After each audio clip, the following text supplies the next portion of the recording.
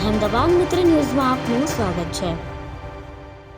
રાજકોટની ગ્રીનલેન્ડ ચોકડી પાસે આવેલ ખેતલા બાપા મંદિરમાં સેન્ડબોઆ સાપ રાખવામાં આવ્યા હોવાની વન વિભાગને જાણકારી મળી હતી। જ્યારે વન વિભાગ મંદિરમાં તપાસ માટે પહોંચ્યું તો અંદરથી એક પછી એક સાપના ઢગલા થવા લાગ્યા અને વન વિભાગને મંદિરમાંથી મળ્યા 52 સાપ। એ હેઠળ મંદિરના મહંતની વાઇલ્ડ લાઇફ પ્રોટેક્શન એક્ટ 1972 હેઠળ ગુનો નોંધી અટકાયત કરવામાં આવી। નિવેદન નોંધી જામીન પર મુક્ત કરવામાં આવ્યા। હાલ સાપને જંગલ વિસ્તારમાં છોડવા કામગીરી હાથ ધરવામાં આવી છે।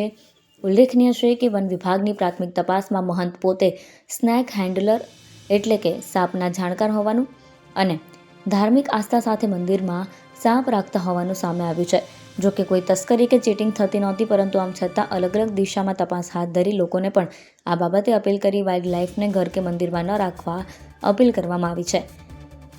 રાજકોટ જિલ્લા વન વિભાગના ડીસીએફ યુવરાજસિંહ ઝાલાએ મીડિયા સાથે વાતચીતમાં જણાવ્યું કે જાણકારી મળી હતી રાજકોટના ગ્રીનલેન્ડ ચોક નજીક ખેતલા બાપા મંદિર ખાતે કોમન સેન્ડબોઆ, જે રસલ સેન્ડબોઆના નામે પણ ઓળખાય છે, એવા 50થી વધુ સાપ રાખવામાં આવ્યા હતા। જેથી સ્થળ પર પહોંચી તપાસ કરવામાં આવી તો 52 જેટલા સાપ મળ્યા।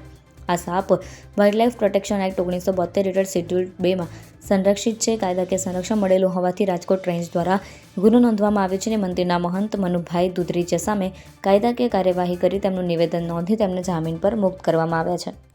અહેમદાબાદ મિત્ર ન્યૂઝની યુટ્યુબ ચેનલને સબસ્ક્રાઇબ કરો અને બેલ આઇકોન જરૂરથી દબાવો, જેથી દરેક મહત્ત્વના વિડીયોની નોટિફિકેશન તમને મળતી રહે।